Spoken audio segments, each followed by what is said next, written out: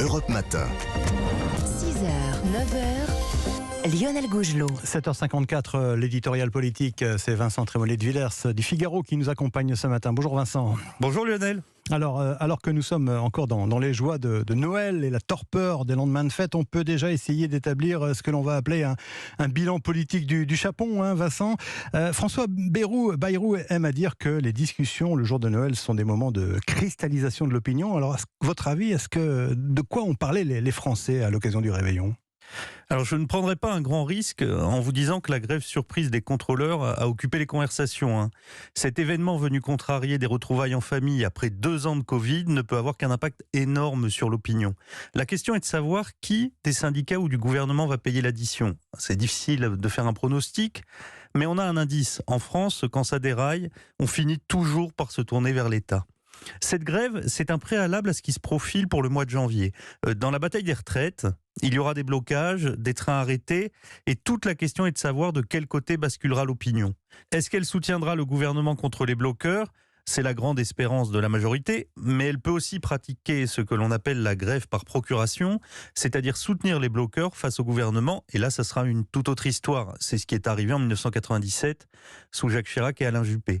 Avec le mouvement surprise de ce week-end, on peut dire que les syndicats, en séparant les familles, ont marqué contre leur camp, mais que le gouvernement, totalement impuissant, n'est pas loin de prendre un but. Alors, cela dit, les grèves et les retraites ne sont pas le seul sujet, Vincent. J'imagine qu'avant même le fromage, beaucoup de Français ont refait et refait encore la finale de la Coupe du Monde de foot.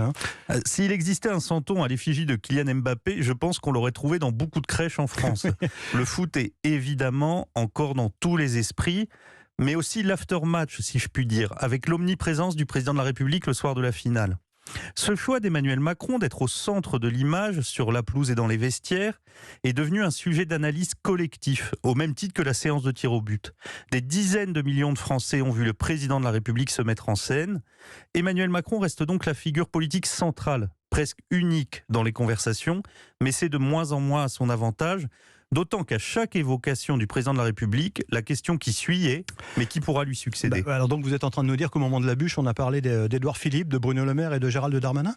Ne nous emballons pas, Lionel. Mais oui, la question de la succession du président se pose, et elle se pose depuis le premier jour de sa réélection.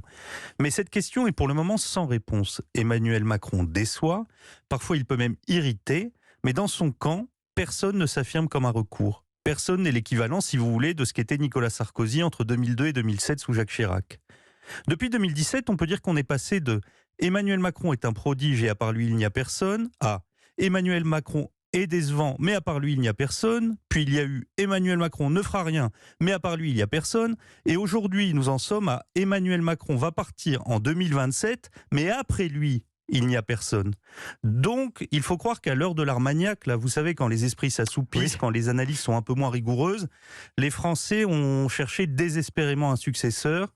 Je pense qu'une majorité d'entre eux, à ce moment-là du match, s'est repliée sur une solution qui mettrait tout le monde d'accord, Didier Deschamps.